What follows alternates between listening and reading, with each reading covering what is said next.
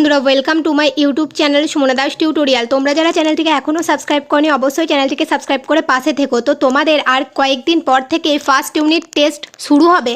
তো তোমরা যারা ক্লাস 3তে পড়ছো অর্থাৎ তৃতীয় শ্রেণীতে পড়ছো, তোমাদের প্রথম পর্যায়ক্রমিক মূল্যায়ন হবে 20 নম্বরের।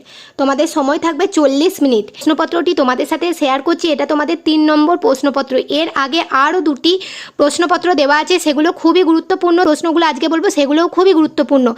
এই 3টে সেট তোমরা প্র্যাকটিস করো খুব মনোযোগ সহকারে, তোমরা দেখবে হুবহু পরীক্ষায় সমস্ত প্রশ্নই কমন পাবে। তাই তোমরা আগে সেটগুলিও দেখে নাও, প্লাস আজকের এই ভিডিওটি তোমাদের জন্য খুবই গুরুত্বপূর্ণ হতে চলেছে। চলো তাড়াতাড়ি প্রশ্নগুলো কী কী আছে দেখে নিই। দেখো, প্রথম আছে সঠিক উত্তরটির নিচে দাগ দাও। কি বলেছে? চাষির ছেলের বউ ছিল খুব কি হবে? বুদ্ধিমতী। যারা মাছ ধরেন তাদেরকে কি বলে? জেলে। ট্রেন এসে দাঁড়ালো কোন স্টেশনে বলো? কারমাটার ব্যান্ডেল কাটোয়া স্টেশনে। উত্তরে আমরা কি জানি? আমাদের ছিল কারমাটা রেল স্টেশনে। পরবর্তী কী আছে দেখো, শিকারি বাঘকে খেতে দিয়েছিল গরম দুধ, মাংস না ঠান্ডা জল? আমরা কি জানি? উত্তর ঠান্ডা জল। কিসে করে দিয়েছিল? লোটায় করে। এটাও কিন্তু খুব মনে রাখবে, খুব ভালো প্রশ্ন। সোনার বাবা ছিল কুমোর, চাষি না কামার? উত্তর কী হবে? চাষি। চাষির ছেলে চাষ করেছিল আলু, গম না ধান? আমরা কি জানি? চাষির ছেলে কি চাষ করেছিল? ধান।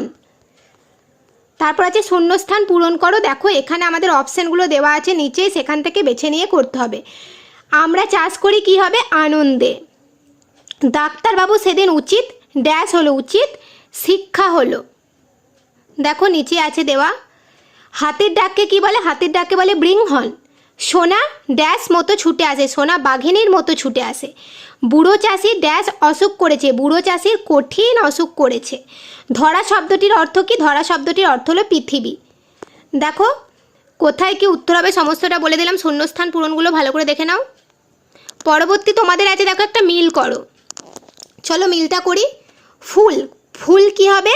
ফুল হবে মধু। ধরা মানে পৃথিবী। অঘ্রাণ অঘ্রায়ণ। ধানের শীষ পুলক ছোটে। দাওয়া মানে বারান্দা। মিলটা দেখে নাও। পরবর্তী আছে নিচের প্রশ্নগুলির উত্তর দাও। কি বলেছে? আজ ধানের খেতে গানটি কার লেখা? উত্তর হবে রবীন্দ্রনাথ ঠাকুরের। তারপর কি আছে দেখো, নদীর তীরে একা ভ্রমণ কাহিনীতে লেখক কার নৌকায় উঠলেন? মনু নামে এক মাঝির নৌকোয়। পরবর্তীকে আছে ফুলপুরিরা কেমন পোশাক পরে? ফুলের পাপড়ির পোশাক পরে। খাতা ছাড়া আর কোথায় মানুষকে লিখতে দেখেছো? খাতা ছাড়া স্লেটে, বইতে, দেওয়ালে মানুষকে লিখতে দেখেছি। কুলিটি তার নিজের নাম কি বলেছিল? তোমরা নিজেরাই বলো। কুলিটি তার নিজের নাম বলেছিল ঈশ্বরচন্দ্র শর্মা।